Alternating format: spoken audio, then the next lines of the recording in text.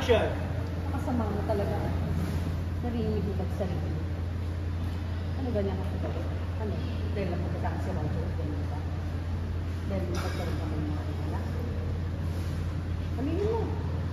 Huwag may masasabi sa'yo. Ano ka lang? Ulit sa'yo.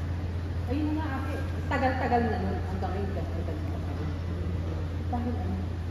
Dahil ambisyosa ka. Dahil nag-upload ka. Yun naman ang inuna mo eh. Para ano? Pagmukha sa akin na mas nakakaanap ka. Ganun ba? Hindi ka. Hindi. Nag-away, AC, exit! Ma! Ma, tama na po, please! Ma! Tama na!